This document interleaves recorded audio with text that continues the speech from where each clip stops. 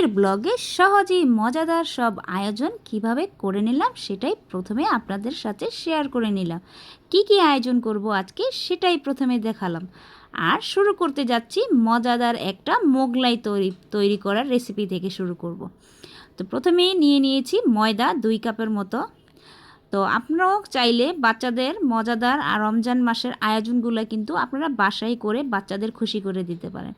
আমি তো বেশিরভাগই মোগলাই ঘরেই তৈরি করি, কারণ আমার বাচ্চা রোজা রাখলেই সে মজার মজার খাবারের আবদার করা শুরু করে দেয়। আর তখনই আমি কি করব, তখনই ঝটপট এরকম একটা মজাদার মোগলাই রেসিপি তৈরি করে দিই তাদেরকে। আর এই খাবারটা তারা অনেক পছন্দ করে, আর খুবই অল্প উপকরণ দিয়ে ঘরেই মজাদার এরকম একটা মোগলাই তৈরি করা যায়। তো আমি সব সময় ঝটপট করে তৈরি করে নিই, সেটাই আপনাদের সাথে আজকের ব্লগে শেয়ার করব। আশা করি আপনারা এরকম আপনাদের বাচ্চাদের পছন্দের নাস্তাগুলো হয়তো এরকম ঝটপট করে তৈরি করে নিতে পারেন। আমার কাছে তো খুবই সহজ লাগে। আসলে কাজ করতে করতে যারা অভিজ্ঞ হয়ে যায় তাদের কাছে কিন্তু প্রতিটা কাজই সহজ মনে হয়, আর যারা মাঝের মধ্যে যে কাজটা করে তাদের কাছে কিন্তু একটু কঠিন মনে হয়। তো আমার হয়ে গিয়েছে এই পর্যায়ে, আমার আটা গুঁড়ো হয়ে গেছে। এটা 10 মিনিটের জন্য রেস্টে রেখে দিব। তো এই যে নিয়ে নিয়েছি 10 মিনিট পরে, এখন এটাকে ভালো করে বেলে নিব। প্রথমে এটাকে আমি 2 ভাগে কেটে নিব, কারণ আমি 2টা মোগলাই বানাবো। তো এই জন্য আমি 2টা করে নিয়েছি। এখন এটাকে আস্তে আস্তে করে বেলে বড় করে নিব, কারণ এটা যতটা বড় হবে ততটা পাতলা হয়ে মচমচা হবে। এই জন্য এটা আমি একটু তেল মেখে প্রথমে এটাকে একটু বেলে নিব। সহজেই বেলা যায়, কারণ ময়দা নিলে কিন্তু আপনি আটা দিয়েও তৈরি করতে পারেন, কিন্তু ময়দাটা নিলে খুবই স্ট্রেচি হয় আর খুবই লম্বা হয়ে যায় দ্রুত। তো আমি আস্তে আস্তে এটা বেলে নিচ্ছি। আসলে যতটা বেলে পাতলা করবেন ততটাই সুন্দর হয়, কিন্তু আমি বেশি পাতলা করতে পারিনি, কিন্তু আমার জায়গাটা খুব কম ছিল এই জন্য। তো যতটুকু পেরেছি আমি করেছি। আর এই মোগলাইটা এতটা সহজ আমি মনে করি তৈরি করাটা, আর খেতেও খুব ভালো লাগে। আর আমি মনে করি বাহিরের খাবার থেকে কিন্তু আমরা বাচ্চাদের ঘরোয়া খাবারই যদি ঘরে তৈরি করে দিই, সেটা স্বাস্থ্যসম্মত হয় এবং বাচ্চাদের স্বাস্থ্যের জন্য অনেক ভালো হয়। তারা পছন্দের খাবারটা তৃপ্তি সহকারে খেতে পারে। তো এই পর্যায়ে আমি চাট মশলা, লবণ, পেঁয়াজ, ধনেপাতা, কাঁচামরিচ নিয়ে নিয়েছি। এই পর্যায়ে একটা ডিম ভেঙে দিব। আমি একটা মোগলাইয়ের জন্য একটা ডিম নিয়েছি, আপনারা চাইলে 2টো নিতে পারেন। খুবই সহজভাবে এভাবে যদি আপনি করেন, আমি মনে করি একবার যদি এরকম একটা মোগলাই তৈরি করে খান, নেক্সট টাইম আর বাজার থেকে কিনে খেতে চাইবেন না, ঘরেই ঝটপট অল্প উপকরণ দিয়ে তৈরি করে নিতে পারবেন। তো এই যে আমার উপকরণটা আমি দিয়ে দিয়েছি।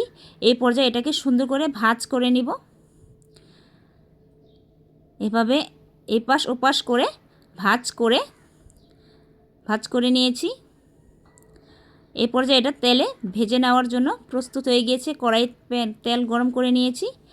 এখন এটা আস্তে আস্তে করে ভেজে নেব। এটা কিন্তু লো আঁচে ভাজতে হবে, কারণ ভেতরে ডিমটা সিদ্ধ হতে হবে। আমরা যদি হাই হিটে ভেজে ফেলি তাহলে কিন্তু এটা বাহির দিয়ে হয়ে যাবে, কিন্তু ভিতর সাইডটা কিন্তু হবে না, কাঁচা থেকে যাবে। তাই আস্তে আস্তে ভেজে নিতে হবে।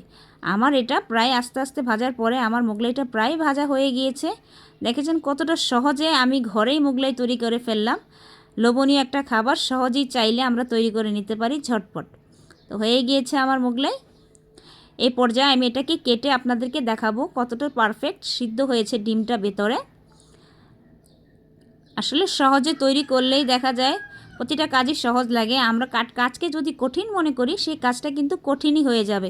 তাই সব কাজকেই আপনারা সহজভাবে নেবেন, তাহলে আর কষ্ট মনে হবে না। দেখেন আমার ডিমটা সিদ্ধ হয়ে গিয়েছে। এই পর্যায়ে আমি পরিবেশন করে নিব। আর প্রতিটা রমজানেই দেখা যায় ভাজাপুরির দিকে কিন্তু বাচ্চাদের অনেকটাই থাকে, কারণ তারা ভাজাপুরি অনেক পছন্দ করে। তাই এক এক দিন এক এক রকম খাবার যদি বাচ্চাদের পরিবেশন করে দেয়, আসলে তারা রোজা রেখে এরকম মজাদার খাবার খেয়ে অনেকটাই আনন্দ প্রকাশ করতে পারে। তো এই পর্যায়ে আমি রুই মাছ নিয়ে নিয়েছি।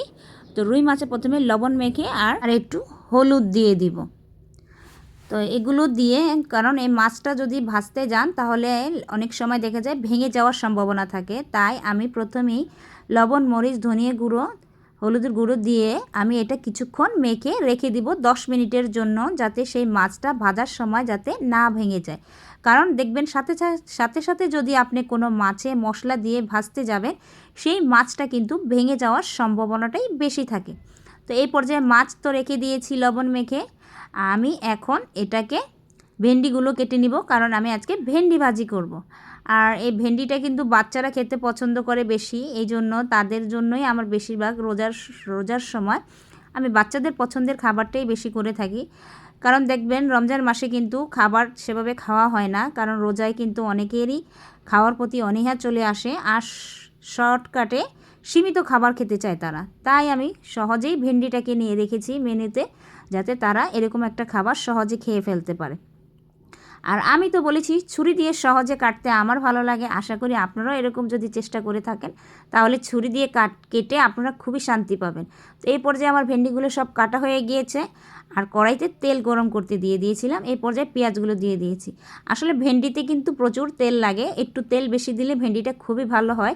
তাই আমি ছোট একটা পাত্রে নিয়েছি ভেন্ডিটা ভাজি করতে। আপনারা অনেকেই বলবেন এত ছোট পাত্র কেন? তো আমি ছোট পাত্রে ভাজি করব কারণ ভেন্ডিটা যাতে সুন্দর হয় অল্প তেলে। আর বেশি তেল কিন্তু স্বাস্থ্যের জন্য ক্ষতিকর, এই জন্য আমি সবসময় চেষ্টা করি অল্প তেলে সব কিছু আয়োজন করতে। তো এই পর্যায়ে এই মশলাটাকে ভেজে নিব, হলুদ আর লবণটাকে, তারপর ভেন্ডিগুলো দিয়ে দিব। তারপর ভেন্ডিগুলো নেড়েচেড়ে, আমরা যদি 15 মিনিট ভেন্ডিটাকে নেড়েচেড়ে রান্না করি তাহলেই কিন্তু আমাদের ভেন্ডি রান্নাটা সহজেই ভেন্ডিটা হয়ে যাবে। আর আশা করি যারাই আমার ভিডিওগুলো ধৈর্য ধারণ করে দেখেন তাদেরকে অসংখ্য ধন্যবাদ জানাবো মন থেকে। আর যারাই আমার চ্যানেলে নতুন আসবেন অবশ্যই চ্যানেলটা সাবস্ক্রাইব করে যাবেন, কারণ আমরা নতুনরা কিন্তু অনেক সময় দেখা যায় প্রতিটা মানুষের আশাই থাকি, কারণ আমরা একটা মানুষ কিন্তু একা একা কিন্তু সফলতা অর্জন করতে পারি না। প্রতিটা মানুষের ভালোবাসাই একটা চ্যানেলকে এগিয়ে নিতে যেতে সাহায্য করে। তাই সবাইকেই বলবো পাশেই থাকবেন আমার, যাতে আমি সুন্দরভাবে আমার চ্যানেলটাকে গ্রো করাতে পারি। প্রথমে মাছগুলো ভেজে নেব। আজকে আমি রুই মাছ টমেটো দিয়ে রান্না করব, কারণ রোজা আসলেই কিন্তু সবজি টবজি অনেকেই খেতে চায় না, বাচ্চারা তো খেতেই চায় না, তাই শুধু রুই মাছটাকে ভুনা করব। আর আমরা মানুষ কম, এই জন্য অল্প আয়োজনই আমাদের করতে হয়। তো সহজেই মাছগুলো ভেজে নেব, তারপরে রান্নার প্রসেসে চলে যাব। আর রান্না করাটা কিন্তু অনেক সহজ। আমার মনে হয় যেন অনেকেই বলে যে রান্না করাটা অনেক কঠিন, আসলে না। আসলে আপনারা যদি নিজে থেকে চেষ্টা করেন সহজ করে নিতে তাহলেই সব কাজ কিন্তু সহজ হয়ে যায়। আমিও প্রথমে রান্না করতে গেলে অনেকটাই নতুন যখন ছিলাম, আমার রান্না করতে গেলে আমার লবণ হলুদ মরিচ বেশি হয়ে যেত, কিংবা দেখা যায় অনেকটা কম হয়ে যেত, এরকম হতো। কিন্তু যখন একটা পর্যায়ে রান্না করতে করতে যখন কালারটা দেখতাম আর যখন লবণ দিতাম তখন প্রথমে অল্প দিয়ে তারপর টেস্ট করে তারপর আবার দিতাম, যাতে আমি বুঝতে পারি কতটুকু লবণ হলো। তখন আস্তে আস্তে কিন্তু আমাদের পরিমাপটা এসে পড়ে। কিন্তু অনেকেই দেখা যায় নতুন রাঁধুনি যারা, তারা চিন্তা করে আমাদের রান্নাটা কেমন না কেমন হবে, কিভাবে কি রান্না করব, এরকম একটা প্যারা কিন্তু আমরা নতুন রাঁধুনিরা অনেক সময় নিয়ে থাকি। কারণ বিয়ের আগে কিন্তু মেয়েরা অনেকটা রান্না করে না, বিয়ের পরে গিয়ে রান্না করা শুরু করে।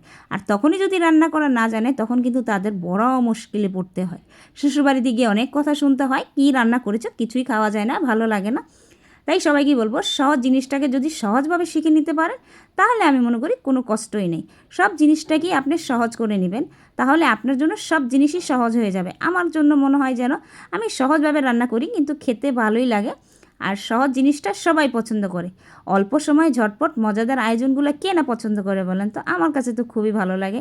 আর বাচ্চাদের জন্য কিন্তু সবসময় স্পেশাল কিছু আয়োজন রাখতেই হয় মেনুতে।